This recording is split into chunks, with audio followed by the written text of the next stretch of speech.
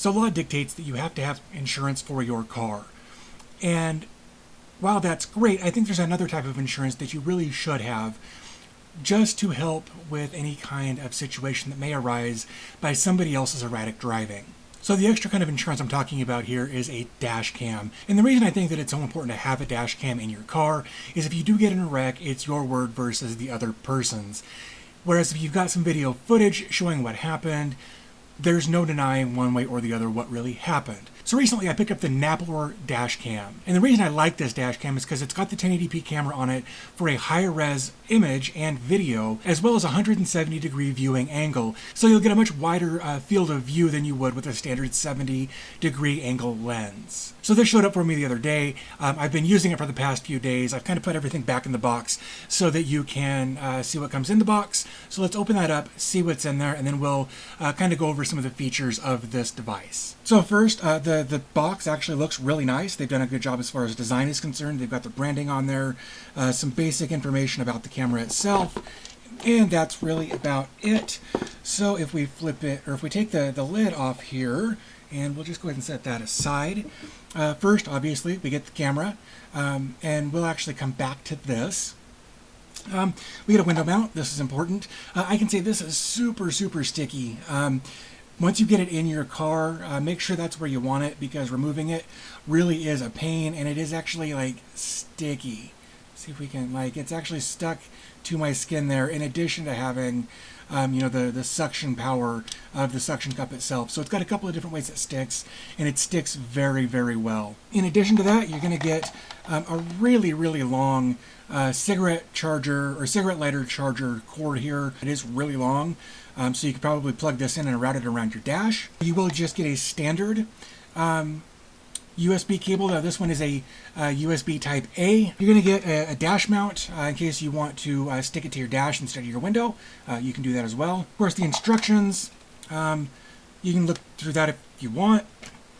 And this is one of the reasons that I really liked this one, is it actually comes with a 32 gig micro SD card. And what I appreciated here is that they actually went with name brand, and that's a SanDisk micro SD card, and it is 32 gigs. So I appreciate that they didn't skimp on that. And then it's also got this USB adapter so you can put your micro SD card in the end here, and then just plug that into your standard USB plug on your computer, and then you can have access to all of your files.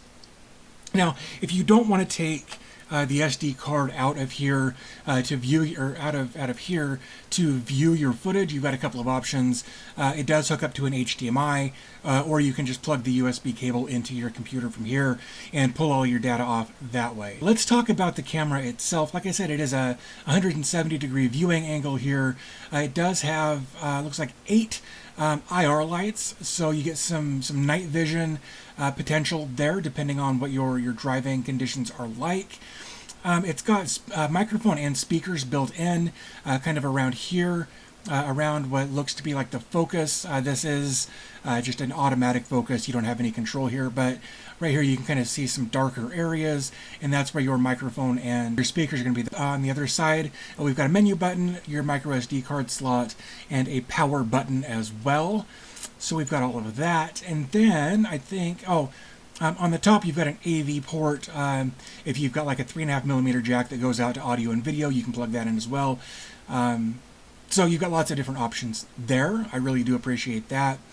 And then if we turn this on, let's see if it's got any charge on it. Yeah, let's go ahead and plug it in. So if you plug it into your computer, whether it's directly into the computer or through a USB hub or whatever, by default this will come up as mass storage, meaning that it will show up on your computer as an external hard drive that you can pull all of your images and video and that sort of thing from. So that's definitely one way that you can do this. For the sake of showing the functionality of the camera, I am going to plug this into an external power brick, just so that we don't get that data connection. Okay, so now I'll come over here and push the power button. And we get our welcome screen, and it really, oh, there we go. Okay, so from here we can see that, see some of the stuff that's going on here. It's got, the flash is turned off. We've got the date, we've got the time. It is saying that there's no SD card present. Microphone, meaning it is recording. It will record your conversations in the car, so that is something to be aware of, is that it will record that. Here we've got it saying that it's recording at a full HD 1080p there. Up here at the top it says it's showing how much recording time is available. Presently none, because again there's no micro SD card in there. Night mode is on, it's got a wide dynamic range, and it's set to video mode. So if we go over here to the menu button on the side there, we can change things like the resolution. We can do 1080p, full HD. We can do 720p, which is of course 1280 by 720, a WVGA or a VGA if you really wanted to. I wouldn't worry too much about changing any of that with this, because it does come with that 32 gig card. You can adjust the date and time. You can also put your license plate number in here, which I think is great. The auto power off, so that it will turn off automatically after a certain amount of time, or once the battery reaches a certain level. The beep sound on or off. Language you can adjust. TV mode, if you want it to be NTSC, if you're in North America, that's what you want it. If you're in UK or most other places really, you can adjust that to be PAL or PAL. Your frequency, I think is by default is set to 50 Hertz. You can adjust it to 50 or 60 depending on what your needs are there. I'm actually going to change mine to 60. The IR LED, you can turn on or off.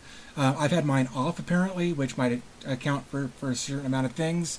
I'm actually going to change that to auto. What else do we have here? Screensaver you can turn on. Format will just reformat the SD card once you put one in there. Default settings will just set it to factory defaults. And the version, if you want to know what version of the software you have on here, you can get to there. So really there are quite a few settings in there that you can adjust as far as how you want the camera to record, whether it's daytime or nighttime or IR or not IR, things like that. So let's take a look at some of the footage. The first bit of footage will be some daytime footage driving down the road.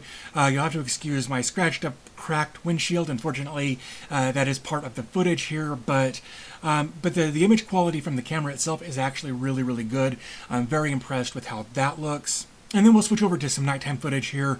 The starbursting that you're seeing is not the camera. Unfortunately, our windshield is very scratched in this car, and unfortunately it does show some of that starbursting. Again, that is not the camera, that is the windshield causing that light refraction. So overall, really good quality both daytime and nighttime.